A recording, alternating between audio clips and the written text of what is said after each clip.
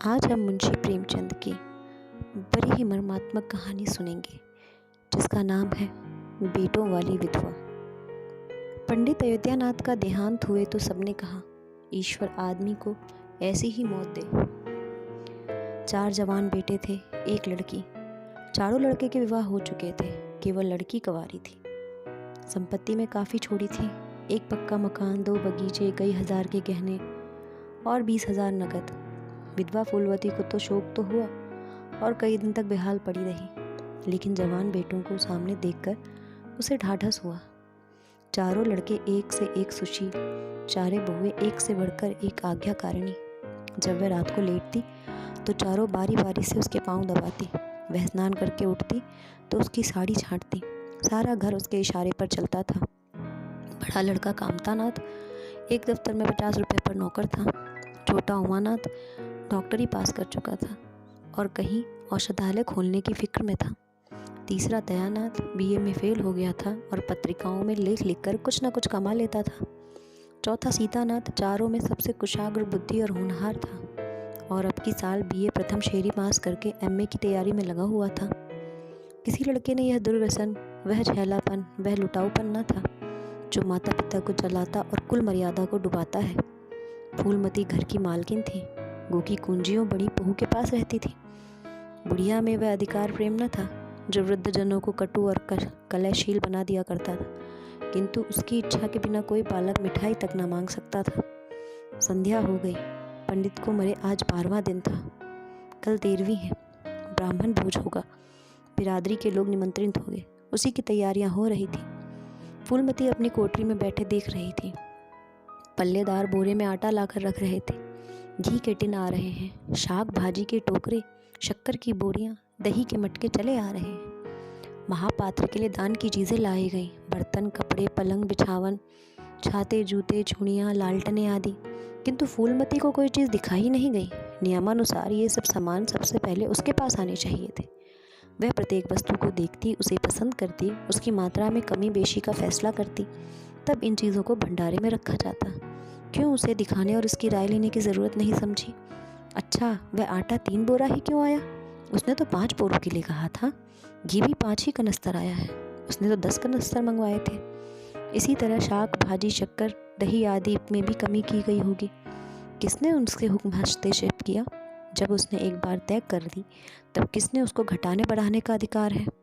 आज 40 वर्षों में घर के प्रत्येक मामले में फूलमती की बात सर्वमान्य थी। उसने कहा 100 तो 100 खर्च किए गए, एक कहा तो एक, किसी ने मीन में एक न की। यहाँ तक कि पंडित अयोध्यानाथ भी उनकी इच्छा के विरुद्ध कुछ न करते थे, पर आज उसकी आंखों के सामने प्रत्यक्ष रूप से उसके हुक्म की उपेक्षा की जा रही है। इसे वह क्यों कर स्वीकार कर सकती है? कुछ देर तब तक जब्त किए बैठी रही, पर अंत में ना रहा गया। स्वायत्त शासन उसका स्वभाव हो गया था। वह क्रोध में भरी हुई आई और कामतानाथ से बोली, क्या आटा 3 ही बोरे लाए? मैंने तो 5 बोरों के लिए कहा था और घी भी 5 ही टिन मंगवाया। तुम्हें याद है मैंने 10 कनस्तर कहा था। किफ़ायत को मैं बुरा नहीं समझती, लेकिन जिसने यह कुआं खोदा उसी की आत्मा पानी को तरसे। यह कितनी लज्जा की बात है। कामतानाथ ने क्षमा याचना ना की, अपनी भूल भी स्वीकार ना की, लज्जित भी ना हुआ। 1 मिनट तो विद्रोही भाव से खड़ा रहा, फिर बोला, हम लोगों की सलाह 3 बोरों की ही हुई और 3 बोरे के लिए 5 टन घी काफ़ी था। इसी हिसाब से और चीज़ें भी कम कर दी गई हैं। फूलमती उग्र होकर बोली, किसकी राय से आटा कम किया गया? हम लोगों की राय से? तो मेरी राय कोई चीज़ नहीं है? है क्यों नहीं, लेकिन अपना हानि लाभ तो हम समझते हैं। फूलमती हक्की बक्की होकर उसका मुंह ताकने लगी। इस वाक्य का आशा उसकी समझ ना आया। अपना हानि लाभ, अपने घर में हानि लाभ के जिम्मेदार वह आप है। दूसरों को चाहे वह इसके पेट के जन्मे पुत्र ही क्यों ना हो, उसके कामों में हस्तक्षेप करने का क्या अधिकार? यह लौंडा तो इस ठिठाई से जवाब दे रहा है मानो घर उसी का है, उसी ने मरमर कर गृहस्थी जोड़ी है। मैं तो गैर हूँ, जरा इसकी हेकड़ी तो देखो। उसने तमतमाए हुए मुख से कहा, मेरे हानि लाभ के जिम्मेदार तुम नहीं हो, मुझे अख्तियार है, जो उचित समझो वही करो। अभी जाकर 2 बोरे आटा और 5 टन घी लाओ और आगे के लिए खबरदार जो किसी ने मेरी बात काटी। अपने विचार में उसने काफ़ी तंबीही कर दी थी, शायद इतनी कठोरता अनावश्यक थी। उसे अपनी उग्रता पर खेद हुआ। लड़के ही तो हैं, समझे होंगे कुछ किफ़ायत करनी चाहिए। मुझसे इसलिए ना पूछा होगा कि अम्मा को खुद हर एक काम में किफ़ायत करती हैं। अगर इन्हें मालूम होता कि इस काम में मैं किफ़ायत पसंद ना करूँगी तो कभी इन्हें मेरी उपेक्षा करने का साहस ना होता। यद्यपि कामतानाथ अब भी उसी जगह खड़ा था और उसकी भाव भंगी से ऐसा ज्ञात होता था कि इस आज्ञा का पालन करने के लिए वह बहुत उत्सुक नहीं है। पर फूलमती निश्चिंत होकर अपनी कोठरी में चली गई। इतनी तंबीह पर भी किसी को उसकी अवज्ञा करने की सामर्थ्य हो सकती है, इसकी संभावना का ध्यान उसे भी ना आया। पर ज्यों-ज्यों समय बीतने लगा उस पर यह हकीकत खुलने लगी कि इस घर में अब उसकी वह हैसियत नहीं रही जो 10-12 दिन पहले थी। संबंधियों के यहाँ के न्योते में शक्कर, मिठाई, दही, अचार आदि आ रहे थे। बड़ी बहू इन वस्तुओं की स्वामिनी भाव से संभाल कर रख रही थी। कोई भी उससे पूछने नहीं आता। बिरादरी के लोग जो कुछ पूछते कामतानाथ से या बड़ी बहू से। कामतानाथ कहाँ का बड़ा इंतजामकार था। रात भर भंग पिए पड़ा रहता था, किसी तरह रो धोकर दफ्तर चला जाता। उसमें भी महीने के 15 नागों से कम नहीं होते। वह तो गहो साहब पंडित जी का लिहाज करता है, नहीं तो अब तक कभी का निकाल देता। और बड़ी बहू जैसी फूहर औरत भला इन सब बातों को क्या समझेगी। अपने कपड़े लत्ते तक तो जतन से रख नहीं सकती, चली है गृहस्थी चलाने। भद होगी और क्या, सब मिलजुल कर कुछ कुल की नाक कटाएंगे। वक्त पर कोई चीज़ कम हो जाएगी। इन कामों के लिए बड़ा अनुभव चाहिए। कोई चीज़ तो इतनी बन जाएगी कि मारी मारी फिरेगी, और कोई चीज़ इतनी कम बनेगी कि पत्तल पर पहुँचेगी और किसी पर नहीं। आखिर इन सबको हो क्या गया है। अच्छा, बहू तिजोरी क्यों खोल रही है। वह मेरी आज्ञा के बिना तिजोरी खोलने वाली होती कौन है। कुंजी उसके पास अवश्य है, लेकिन जब तक मैं रुपए ना निकलवाऊं तिजोरी नहीं खुलती। आज तो इस तरह खोल रही है मानो मैं कुछ हूँ ही नहीं। यह मुझसे बर्दाश्त ना होगा। वह झमक कर उठी और बहू के पास जाकर कठोर स्वर में बोली, तिजोरी क्यों खोलती हो बहू, मैंने तो खोलने के लिए नहीं बोला। बड़ी बहू ने निसंकोच भाव से उत्तर दिया, बाजार से सामान आया है तो दाम ना दिया जाएगा। कौन सी चीज़ किस भाव से आई है और कितनी आई है मुझे यह मालूम नहीं। जब तक हिसाब किताब ना हो जाए रुपए कैसे दिए जाएं। हिसाब किताब सब हो गया है, किसने किया। अब मैं क्या जानूं किसने किया, जाकर मर्दों से पूछो। मुझे हुक्म मिला है रुपए लाकर दे दो, रुपए लिए जाती हूँ। फूलमती खून का घूंट पीकर रह गई। इस वक्त बिगड़ने का अवसर ना था। घर में मेहमान स्त्री पुरुष भरे हुए थे। अगर इस वक्त उसने लड़कों को डांटा तो लोग यही कहेंगे कि इनके घर में पंडित जी के मरते ही फूट पड़ गई। दिल पर पत्थर रखकर फिर अपनी कोठरी में चली गई। जब मेहमान विदा हो जाएंगे तब वह एक एक करके सबकी खबर लेगी। तब देखेगी कौन उसके सामने आता है और क्या कहता है। इनकी सौड़ी चौकड़ी भुला देगी। किंतु कोठरी में एकांत में भी वह निश्चित ना बैठी थी। सारी परिस्थिति को गिद्ध दृष्टि से देख रही थी। और कहाँ सत्कार का कौन सा नियम भंग होता है, कहाँ मर्यादाओं की उपेक्षा की जाती है। भोज आरंभ हो गया। सारी बिरादरी एक साथ पंगत में बैठा दी गई। आंगन में मुश्किल से 200 आदमी बैठ सकते थे। ये 500 आदमी इतनी जगह में कैसे बैठ जाएंगे। क्या आदमी के ऊपर आदमी बिठाए जाएंगे। 2 पंगतों में लोग बिठाए जाते तो क्या बुराई हो जाती। यही तो होता कि 12 बजे की जगह भोज 2 बजे समाप्त होता। मगर यहाँ तो सबको सोने की जल्दी पड़ी है। किसी तरह यह बला सिर पर से टले, चैन से सोए। लोग कितने सतकर बैठे हुए हैं, किसी को हिलने की भी जगह नहीं। पत्तल पर एक एक रखे हुए हैं। पूड़ियाँ ठंडी हो गई हैं, लोग गरम गरम मांग रहे हैं। मैदे की पूड़ियाँ ठंडी होकर चिमड़ी हो जाती हैं, इन्हें कौन खाएगा। रसोइयों को कढ़ाव पर से न जाने क्यों उठा दिया गया। यही सब बातें नाक काटने की हैं। सहसा शोर मचा, तरकारियों में नमक नहीं है। बड़ी बहू जल्दी जल्दी नमक पीसने लगी। फूलमती क्रोध के मारे ओंठ चबा रही थी। इस अवसर पर मुँह न खोल सकती थी। नमक पिसा पत्तलों में डाला गया। इतने में फिर शोर मचा, पानी गर्म है, ठंडा पानी लाओ। ठंडे पानी का कोई प्रबंध ना था। बर्फ़ भी मंगाई गई। आदमी बाजार दौड़ाया गया, मगर बाजार में इतनी रात गए बर्फ़ कहाँ। आदमी खाली हाथ लौट आया। मेहमानों को वही नल का गर्म पानी पीना पड़ा। फूलमती का बस चलता तो लड़कों का मुंह नोच लेती। ऐसी छीछालेदार उसके घर में कभी ना हुई। उस पर सब मालिक बनने के लिए मरते हैं। बर्फ़ जैसी ज़रूरी चीज़ मंगवाने की भी क्या किसी को सुधि न थी। सुधि कहाँ से रहे जब किसी को गप्पे लड़ाने से फुर्सत ही ना मिले। मेहमान अपने दिल की क्या कहेंगे। चले हैं बिरादरी को भोज देने और घर में बर्फ़ तक नहीं। अच्छा, फिर हलचल क्यों मच गई। अरे लोग पंगत से उठे जा रहे हैं, क्या मामला है। फूलमती उदासीन न रह सकी। कोठरी से बाहर निकलकर बरामदे में आई और कामतानाथ से पूछा, क्या बात होगी लल्ला, लोग उठे क्यों जा रहे हैं। कामता ने कोई जवाब न दिया, वहाँ से खिसक गया। फूलमती झुंझला कर रह गई। सहसा कहारिन मिल गई। फूलमती ने उससे भी यही प्रश्न किया। मालूम हुआ किसी के शोरबे में मरी हुई चूहिया निकल आई। फूलमती चित्रलिखित सी वहीं खड़ी रह गई। भीतर ऐसा उबाल उठा कि दीवार से सिर टकरा ले। अभागे भोज का प्रबंध करने चले थे। इस फूहड़पन की कोई हद है। कितने आदमियों का धर्म सत्यानाश हो गया। फिर पंगत क्यों ना उठ जाए। आंखों में देखकर अपना धर्म कौन गवाएगा।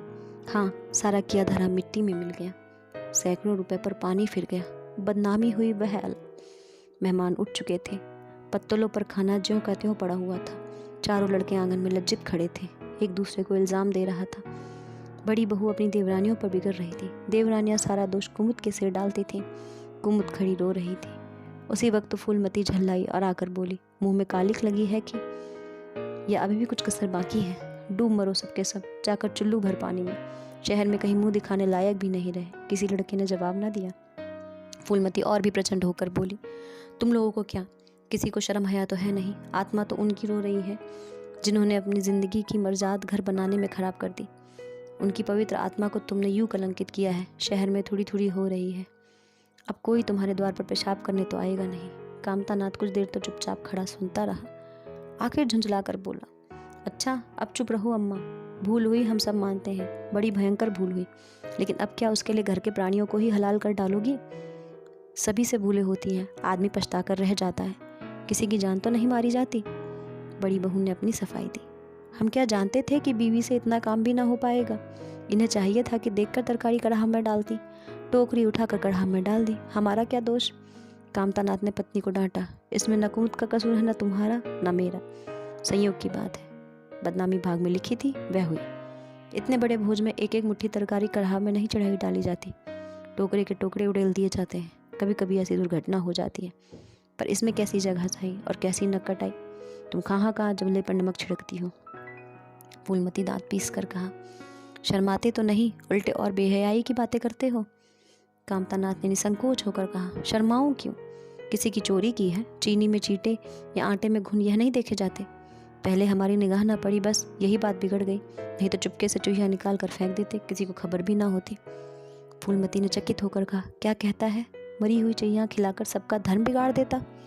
कामता हंसकर बोला, क्या पुराने जमाने की बातें करती हो अम्मा? इन बातों से धर्म नहीं जाता।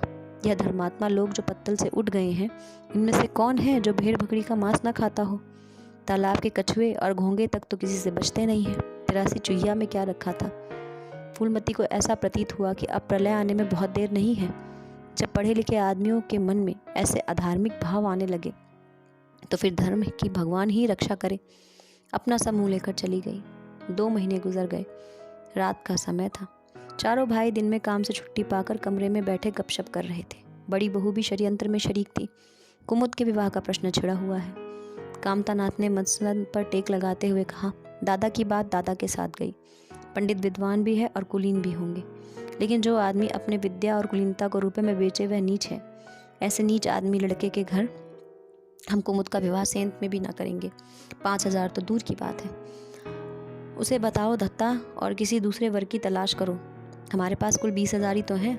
एक एक करके हिस्से में 5-5 हज़ार ही आते हैं। 5,000 दहेज में दे दें और 5,000 नेक नौछावर बाजे गाजे में उड़ा दें, तो फिर हमारी बधिया ही बैठ जाएगी। उमानाथ बोले, मुझे अपना औषधालय खोलने के लिए कम से कम 5,000 की ज़रूरत है। मैं अपने हिस्से में से 1 पाई भी नहीं दे सकता। फिर खुलते ही आमदनी तो होगी नहीं। कम से कम साल भर खाना से घर से खाना पड़ेगा। दयानाथ एक समाचार पत्र देख रहे थे। आंखों से ऐनक उतारते हुए बोले, मेरा विचार भी एक पत्र निकालने का है। प्रेस और पत्र में कम से कम 10,000 का कैपिटल चाहिए। 5,000 मेरे रहेंगे तो कोई ना कोई साझेदार भी मिल जाएगा। पत्रों में लेख लिखकर मेरा निर्वाह नहीं हो सकता। कामतानाथ ने सिर हिलाते हुए कहा, अजी राम भजो, सेंत में कोई लेख छापता नहीं, रुपए कौन देता है? दयानाथ ने प्रतिवाद किया, नहीं, यह बात तो नहीं है। मैंने तो कभी भी बिना पेश की पुरस्कार लिए नहीं लिखता। कामता ने जैसे अपने शब्द वापस लिए। तुम्हारी बात मैं नहीं करता भाई, तुम तो थोड़ा बहुत मार लेते हो, लेकिन सबको तो नहीं मिलता। बड़ी बहू श्रद्धा भाव से कहा, कन्या भाग्यवान हो तो दरिद्र के घर में भी सुखी रह सकती है, अभागी हो तो राजा के घर भी रोएगी। यह सब नसीबों का खेल है। कामतानाथ ने स्त्री की प्रशंसा भाव से देखा। फिर इसी साल हमें सीता का विवाह भी तो करना है। सीतानाथ सबसे छोटा था। सिर झुकाए भाइयों की स्वार्थ भरी बातें सुनकर कुछ कहने के लिए उतावला हो रहा था। अपना नाम सुनते ही बोला, मेरा विवाह की आप लोगों को चिंता ना करें। मैं जब तक किसी धंधे में न लग जाऊंगा विवाह का नाम भी न लूंगा। और सच पूछे तो मैं विवाह करना ही नहीं चाहता। देश को इस समय बालकों की ज़रूरत नहीं है, काम करने वालों की ज़रूरत है। मेरे हिस्से में रुपए आप कुमुद के विवाह में खर्च कर दें। सारी बातें तय हो जाने के बाद यह उचित नहीं कि पंडित मुरारी लाल से संबंध तोड़ दिया जाए। उमा ने तीव्र स्वर में कहा, 10,000 कहाँ से आएंगे? सीता ने डरते हुए कहा। मैं तो अपने हिस्से के रुपए देने को कहता हूँ, और शेष मुरारी लाल से कहा जाए कि दहेज में कुछ कमी कर दे। वे इतने स्वार्थान्त तो नहीं है कि इस अवसर पर कुछ बल खाने को तैयार न हो जाए। अगर वह 3,000 में संतुष्ट हो जाए तो 5,000 में विवाह हो सकता है। उमा ने कामतानाथ से कहा, सुनते हैं भाई साहब इसकी बातें। दयानाथ बोले, तो इसमें आप लोगों का क्या नुकसान है? मुझे तो इस बात की खुशी हो रही है कि भला हम में तो कोई त्याग देने करने योग्य है। इन्हें तत्काल के रुपए की ज़रूरत नहीं है, सरकार से वजीफा पाते ही हैं, पास होने पर कहीं ना कहीं जगह मिल जाएगी। हम लोगों की हालत तो ऐसी नहीं है। कामतानाथ ने दूरदर्शिता का परिचय दिया। नुकसान की एक ही कही, हम में से एक को कष्ट होगा तो क्या काम सब लोग बैठे देखते रहेंगे? यह अभी लड़के हैं, इन्हें क्या मालूम समय पर 1 रुपया 1 लाख का काम करता है। कौन जानता है कल इन्हें विलायत जाकर पढ़ने के लिए सरकारी वजीफा मिल जाए या सिविल सर्विसेज में आ जाए। उस वक्त सफ़र की तैयारियों में 4-5 हज़ार रुपये लग जाएंगे। तब किसके सामने हाथ फैलाते फिरेंगे? मैं यह नहीं चाहता कि दहेज के पीछे इनकी ज़िंदगी नष्ट हो जाए। इस तर्क ने सीतानाथ को भी तोड़ दिया। सकुचाता हुआ बोला, हाँ यदि ऐसा हुआ तो बेशक मुझे रुपए की ज़रूरत होगी। क्या ऐसा होना असंभव है? असंभव तो मैं नहीं समझता, लेकिन कठिन अवश्य है। वजीफे उन्हें मिलते हैं जिनके पास सिफारिशें होती हैं, मुझे कौन पूछता है। कभी कभी सिफारिशें धरी रह जाती हैं और बिना सिफारिश वाले बाजी मार लेते हैं। तो आप जैसा उचित समझे। मुझे यहाँ तक मंजूर है कि मैं चाहे विलायत ना जाऊँ, पर कुमुद अच्छे घर जाए। कामतानाथ ने निष्ठा भाव से कहा, अच्छा घर दहेज देने से सब नहीं मिलता भैया। जैसा तुम्हारी भाभी ने कहा, यह सब नसीबों का खेल है। मैं चाहता हूँ मुरारी लाल को जवाब दिया जाए और कोई ऐसा घर खोजा जाए जो थोड़े में राजी हो जाए। इस विवाह में मैं 1,000 से ज़्यादा खर्च नहीं कर सकता। पंडित दीनदयाल कैसे हैं? उमा ने प्रसन्न होकर कहा, बहुत अच्छे हैं। MA BA ना सही, यजमानों से अच्छी आमदनी है। दयानाथ ने आपत्ति दिखाई, अम्मा से भी तो पूछ लेना चाहिए। कामतानाथ को इसकी ज़रूरत ना मालूम है। बोले, उनकी तो जैसे बुद्धि ही भ्रष्ट हो गई है। वही पुराने युग की बातें मुरारी लाल के नाम पर उधार खाए बैठी हैं। यह नहीं समझती कि वह ज़माना नहीं रहा। उनको तो बस कुमुद मुरारी पंडित के घर जाए, चाहे हम लोग तबाह हो जाए। उमा ने एक शंका उपस्थित की, अम्मा अपने सब गहने कुमुद को दे देंगी, देख लीजिएगा। कामतानाथ का स्वार्थ नीति से विद्रोह न कर सका। बोले, गहने पर उनका पूर्ण अधिकार है, यह उनका स्त्री धन है, जिसे चाहे दे सकती हैं। उमा ने कहा, स्त्री धन है तो क्या वह उसे लुटा देंगी? आखिर वह भी तो दादा की ही कमाई है। किसी की कमाई हो, स्त्री धन पर उनका पूरा अधिकार है। यह कानूनी गोरख धंधे हैं। 20,000 में 4 हिस्सेदार हों और 10,000 के गहने अम्मा के पास रह जाएं। देख लेना, इन्हीं के बल पर वह कुमुद का विवाह मुरारी पंडित के घर कर देंगी। उमानाथ इतनी बड़ी रकम को आसानी से नहीं छोड़ सकता था। वह कपट नीति में कुशल है। कोई कौशल रचकर माता से सारे गहने ले लेगा। उस वक्त तक कुमुद के विवाह की चर्चा करके फूलमती को भड़काना उचित नहीं। कामता ने सिर हिलाकर कहा, भाई मैं इन चालों को पसंद नहीं करता। उमानाथ ने खिसियाकर कहा, ना गहने 10,000 के हैं, उससे कम तो ना होंगे। कामता अविचल स्वर में बोला, कितने के ही हों, मैं अनीति में हाथ नहीं डालना चाहता, तो आप अलग बैठिए। हाँ, बीच में भांजी ना मारिएगा। मैं अलग रहूँगा और तुम सीता? अलग रहूँगा। लेकिन जब दयानाथ ने यही प्रश्न किया तो वह उमानाथ के सहयोग को तैयार हो गया। 10,000 में 2,500 तो उसके ही होंगे। इतनी बड़ी रकम के लिए कुछ कौशल भी करना पड़े तो क्षम्य है। फूलमती रात को भोजन करके लेटी थी। उमा और दया उसके पास जाकर बैठ गए। दोनों ऐसा मुंह बनाए हुए थे मानो कोई भारी विपत्ति आ पड़ी। फूलमती ने सशंक होकर पूछा, तुम दोनों घबराए हुए क्यों मालूम होते हो? उमा ने सिर खुजलाते हुए कहा, समाचार पत्रों में लेख लिखना बड़े जोखिम का काम है अम्मा। कितना ही बच कर लिखो, लेकिन कहीं ना कहीं पकड़ तो हो ही जाती है। दयानाथ ने एक लिखा था, उस पर 5,000 की जमानत मांगी गई है। कल तक अगर जमा कर दी गई तो गिरफ्तार ना हो पाएंगे, और अगर गिरफ्तार हो गए तो 10 साल की सजा ठुक जाएगी। फूलमती ने सिर पीट कर कहा, ऐसी बातें लिखते ही क्यों हो? जानते नहीं आजकल हमारे अधीन आए हुए हैं, जमानत किसी तरह टल नहीं सकती। दयानाथ ने अपराधी भाव से उत्तर दिया, मैं तो अम्मा ऐसी कोई बात नहीं लिखी थी, लेकिन किस्मत को क्या करूं, हाकिम जिला इतना कड़ा है कि ज़रा भी रियायत नहीं करता। मैंने जितनी दौड़ धूप हो सकती थी वह सब कर ली। तो तुम कामता से रुपए का प्रबंध करने को क्यों नहीं कहा? उमा ने मुंह बनाया। उनका स्वभाव तो तुम जानती हो अम्मा, उन्हें रुपए प्राणों से प्यारे हैं। इन्हें चाहे काला पानी हो जाए वह एक पाई ना देंगे। दयानाथ ने समर्थन किया, मैंने तो उनसे इनका जिक्र ही नहीं किया। फूलमती ने चारपाई से उठते कहा, चलो मैं कहती हूँ, देगा कैसे नहीं। रुपए इसी दिन के लिए होते हैं, गाड़ कर रखने के लिए नहीं। उमानाथ ने माता को रोककर कहा, नहीं अम्मा, उनसे कुछ ना कहो। रुपए तो ना देंगे, उल्टा और हाय हाय मचाएंगे। उनको अपनी नौकरी की खैरियत मनानी है, इन्हें घर में रहने भी ना देंगे। अफसरों में जाकर खबर दे दे तो आश्चर्य नहीं। फूलमती ने लाचार होकर कहा, फिर जमानत का क्या प्रबंध करोगे? मेरे पास तो कुछ नहीं है। हाँ, मेरे गहने हैं, इन्हें ले जाओ। कहीं गिरवी रखकर जमानत दे दो और आज से कान पकड़ो कि किसी पत्र में एक शब्द भी ना लिखोगे। दयानाथ कानों पर हाथ रखकर बोला, यह नहीं हो सकता अम्मा कि तुम्हारे जेवर लेकर मैं अपनी जान बचाऊं। 10-5 साल की कैद हो जाएगी, झेल लूंगा। यहीं बैठा बैठा क्या कर रहा हूँ?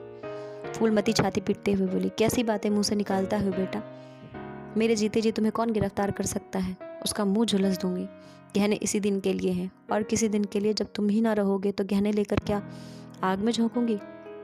उसने पिटारी लाकर उसके सामने रख दी। दया ने उमा की ओर जैसे फरियादी नगहों से देखा और बोला, आपकी क्या राय है भाई साहब? इसी मारे में कहता था अम्मा को बताने की ज़रूरत नहीं है, जेल ही तो है, हो जाती या और कुछ। उमा ने जैसे सिफारिश करते हुए कहा, यह कैसे हो सकता है कि इतनी बड़ी वारदात हो जाती और अम्मा को खबर ना होती? मुझसे यह नहीं हो सकता था, सुनकर पेट में डाल देता। मगर अब करना क्या चाहिए, यह मैं खुद निर्णय नहीं कर सकता। ना तो यह अच्छा लगता है कि तुम जेल जाओ और ना ही यह अच्छा लगता है कि अम्मा गहने गिरवी रखें। फूलमती ने व्यथित कंठ से पूछा, क्या तुम समझते हो मुझे गहने तुमसे ज़्यादा प्यारे हैं? मैं तो प्राण तक तुम्हारे ऊपर न्यौछावर कर दूं, गहनों की ही बिसात ही क्या। दया ने दृढ़ता से कहा, अम्मा तुम्हारे गहने तो ना लूंगा, चाहे मुझ पर ही कुछ क्यों ना आ पड़े। आज जब तुम्हारी सेवा कुछ ना कर सका तो किस मुंह से तुम्हारे गहने उठाकर ले जाऊं? मुझ जैसे कपूत को तुम्हारी कोख से जन्म ही नहीं लेना चाहिए था, सदा तुम्हें कष्ट ही देता रहा। फूलमती ने उतनी ही दृढ़ता से कहा, अगर यूं लोग ना मानेंगे तो मैं खुद जाकर इन्हें गिरवी रख दूंगी। खुद हाकिम जिला के पास जाकर तुम्हारी जमानत कराऊंगी। अगर इच्छा हो तो परीक्षा भी ले लो। आंखें बंद हो जाने के बाद क्या होगा भगवान जाने, लेकिन जब तक जीती हूँ तुम्हारी और कोई तिरछी आंखों से देख नहीं सकता। उमानाथ ने मानो माता पर एहसान रख कर कहा, अब तो तुमने हमारे लिए कोई रास्ता ही नहीं रखा दयानाथ, क्या हरज है, ले लो। मगर याद रखो, जो ही हाथ में रुपए आए गहने छुड़ाने पड़ेंगे। सच कहते हैं मातृत्व दीर्घ तपस्या है, माता के सिवाय इतना स्नेह और कौन कर सकता है। हम बड़े अभागे हैं कि माता के प्रति जितनी श्रद्धा रखनी चाहिए उसका शतांश भी नहीं रखते। दोनों ने जैसे धर्म संकट में पड़कर गहनों की पिटारी संभाली और चलते बने। माता वात्सल्य भरी आंखों से उनकी ओर देख रही थी और उसकी संपूर्ण आत्मा का आशीर्वाद उन्हें जैसे अपनी गोद में समेट लेने के लिए व्याकुल हो रहा था। आज कई महीनों के बाद उसने भग्न मातृ हृदय से अपना सर्वस्व अर्पण करके जैसे आनंद की विभूति मिली। उसकी स्वामिनी कल्पना इसी त्याग के लिए, इसी आत्मसमर्पण के लिए जैसे कोई मार्ग ढूंढती रही हो। अधिकार या लोभ या ममता की वहां गंध तक न थी। त्याग ही उसका आनंद और त्याग ही उसका अधिकार। आज अपना खोया हुआ अधिकार पाकर अपनी सिरजी हुई प्रतिमा पर अपने प्राणों को भेंट कर वह निहाल हो गई। 3 महीने गुजर गए। माँ के गहनों पर हाथ सफ करके चारों भाई उसकी दिलजोई करने लगे थे। अपनी स्त्रियों को भी समझाते थे उसका दिल ना दुखाएं, अगर थोड़ी सी शिष्टाचार से उसकी आत्मा को शांति मिलती है तो इसमें हानि ही क्या है। चारों करते अपने मन की, पर माता से सलाह ले लेते या ऐसा जाल फैलाते कि वह सरलता उनकी बातों में आ जाती और हर एक काम में सहमत हो जाती।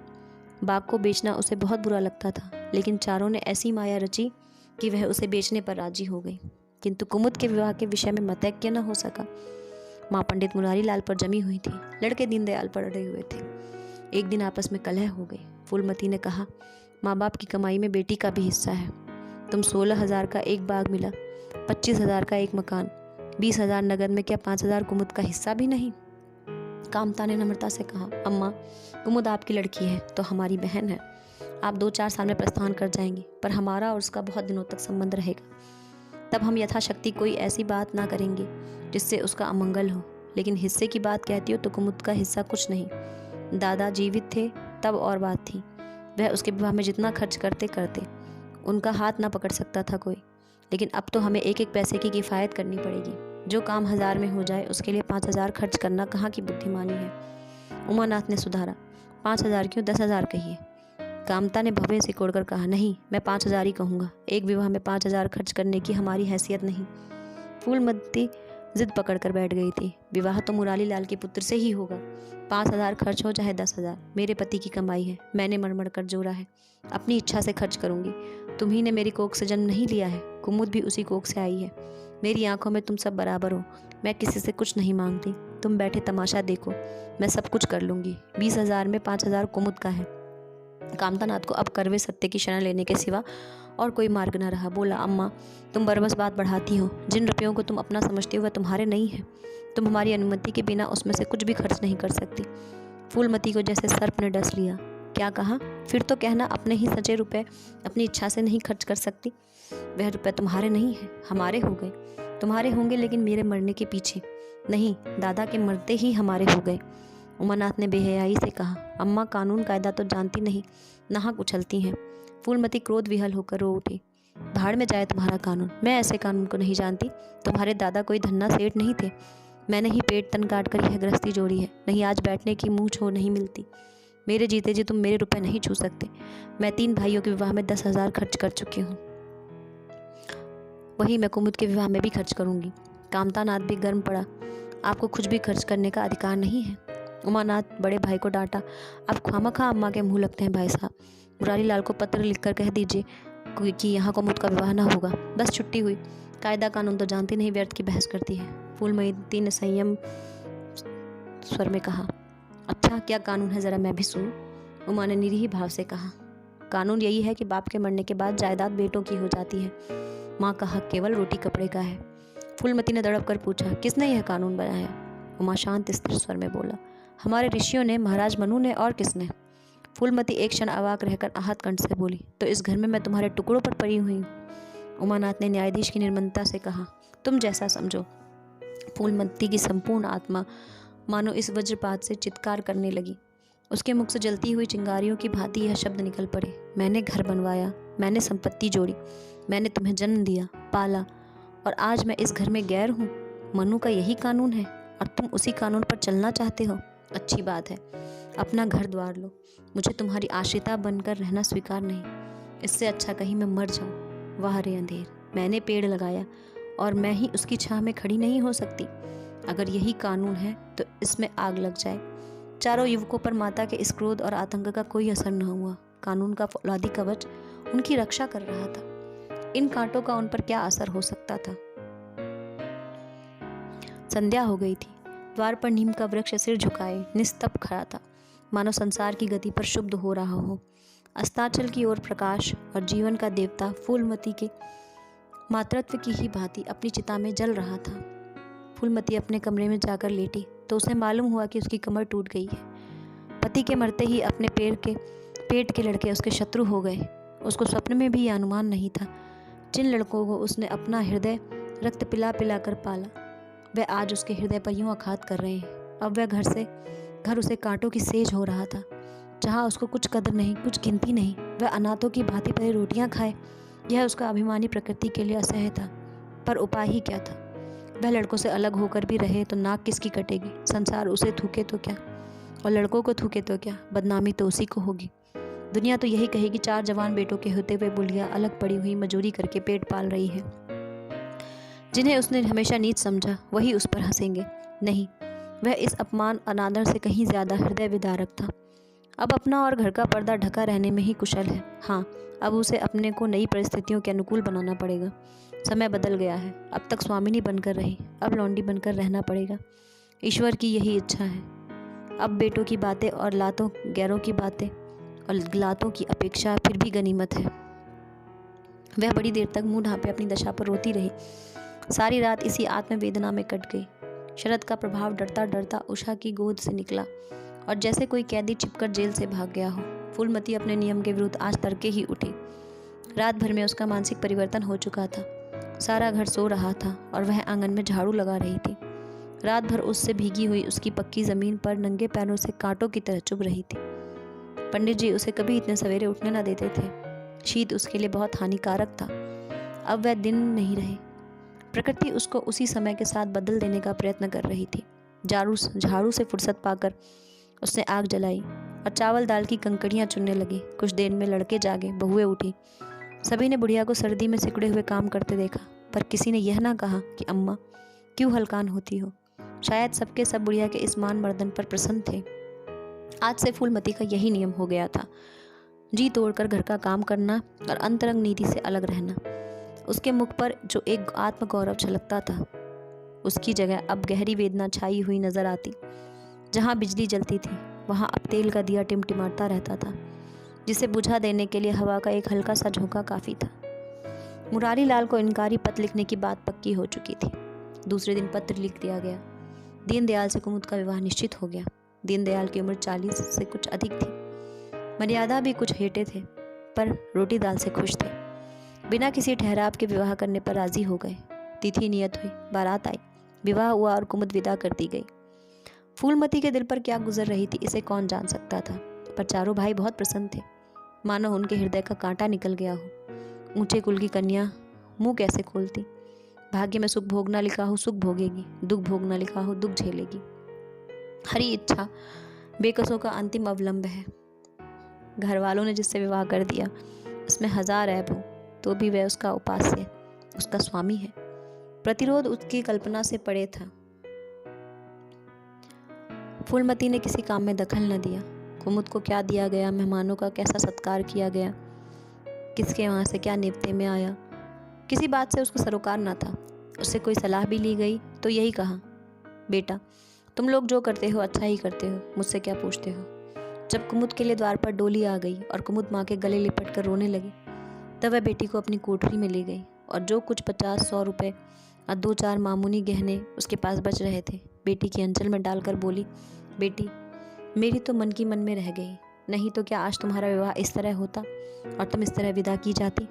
आज तक फूलमती ने अपने गहनों की बात किसी से ना कही थी।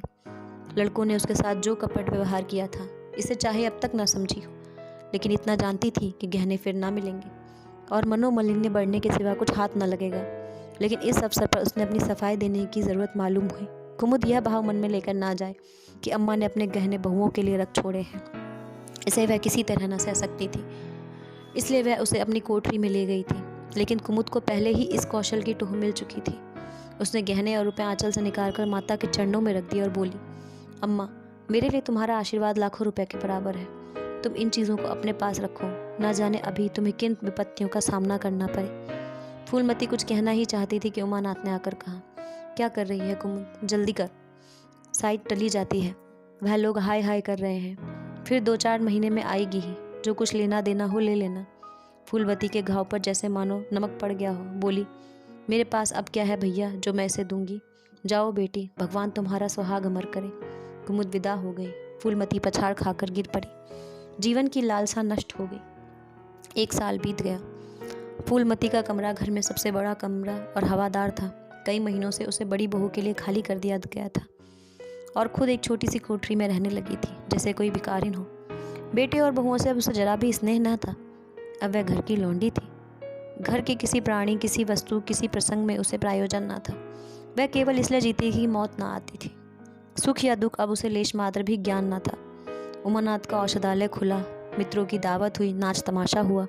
दयानाथ का प्रेस खुला, फिर जलसा हुआ। सीतानाथ को वजीफा मिला, विलायत गया, फिर उत्सव हुआ। कामतानाथ के बड़े लड़के का यज्ञोपवीत संस्कार हुआ, फिर धूमधाम हुई। लेकिन फूलमती के मुख पर आनंद की छाया तक न आई। कामता प्रसाद टाइफाइड में महीने भर बीमार पड़ा रहा और मरकर उठा। दयानाथ ने अब की अपने पत्र का प्रचार बढ़ाने के लिए वास्तव में एक आपत्तिजनक लेख लिख लिया और 6 महीने की सज़ा पाई। उमानाथ ने एक फौजदार के मामले में रिश्वत लेकर गलत रिपोर्ट लिखी और उसकी सनद छीन ली गई, पर फूलमती के चेहरे पर रंज की परछाई तक न पड़ी। उसके जीवन में अब कोई आशा, कोई दिलचस्पी, कोई चिंता न थी। बस पशुओं की तरह काम करना और खाना, यही उसकी ज़िंदगी के 2 काम थे। जानवर मारने के काम से काम करता है पर खाता है मन से। फूलमती बेकहे काम करती थी पर खाती थी विष के कौर की तरह। महीनों सिर में तेल न पड़ता, महीनों कपड़े न धुलते, कुछ परवाह नहीं। चेतना शून्य हो गई थी। सावन की झड़ी लगी हुई थी। मलेरिया फैल रहा था। आकाश में मटियाले बादल थे, जमीन पर मटियाला पानी। आर्द्र वायु शीत ज्वर और श्वास का वितरण करती फिरती थी। घर की मेहरी बीमार पड़ गई थी। फूलमती ने घर के सारे बर्तन मांजे, पानी भीग भीग कर सारा काम किया, फिर आग जलाई और चूल्हे पर पतीलियां चढ़ा दी। लड़कों को समय पर भोजन मिलना चाहिए। सहसा उसे याद आया, कामतानाथ नल का पानी नहीं पीते। उसी वर्षा में गंगा जल लाने चली। कामतानाथ ने पलंग पर लेटे लेटे कहा, अम्मा रहने दो, मैं पानी भर लाऊंगा। आज मेहरी खूब बैठ रही। फूलमती ने मटियाले आकाश की ओर देखा, कहा, तुम भीग जाओगे बेटा, सर्दी हो जाएगी। कामतानाथ बोले, तुम भी तो भीग रही हो, कहीं बीमार न पड़ जाओ। फूलमती निर्मम भाव से बोली, मैं बीमार ना पड़ूंगी, मुझे भगवान ने अमर कर दिया है। उमानाथ भी वहीं बैठा हुआ था। उसके औषधालय में कुछ आमदनी ना होती थी, इसलिए बहुत चिंतित था। भाई भावज की मुंह देखी करता था। बोला, जाने भी दो भैया, बहुत दिनों बहुओं पर राज कर चुकी है, उसका प्रायश्चित तो करने दो। गंगा बड़ी हुई थी जैसे समुद्र हो। क्षितिज के सामने कूल से मिला हुआ था। किनारों के वृक्षों की केवल फुनगिनियाँ पानी के ऊपर रह गई थी। घाट ऊपर तक पानी डूब गए थे। फूलमती कलसा लिए नीचे उतरी, पानी भरा और ऊपर जा रही थी कि पाँव फिसला। संभल ना सकी, पानी में गिर पड़ी। पल भर हाथ पांव चलाए, फिर लहरें उसे नीचे खींच ले गई। किनारे पर 2-4 डंडे पड़े, चिल्लाए, अरे दौड़ो, बुढ़िया डूबी जाती है। 2-4 आदमी दौड़े भी, लेकिन फूलमती लहरों में समा गई, उन बल खाती हुई लहरों में जिन्हें देखकर ही हृदय कांप उठता था। एक ने पूछा, यह बुढ़िया कौन थी? अरे वही पंडित अयोध्यानाथ की विधवा है। अयोध्यानाथ तो बड़े आदमी थे। हाँ थे तो, पर इसके भाग्य में ठोकर खाना लिखा था। उनके तो कई लड़के बड़े बड़े हैं और सब कमाते हैं। हाँ सब है भाई, मगर भाग्य भी तो कोई वस्तु है। भाग्य भी तो कोई वस्तु है।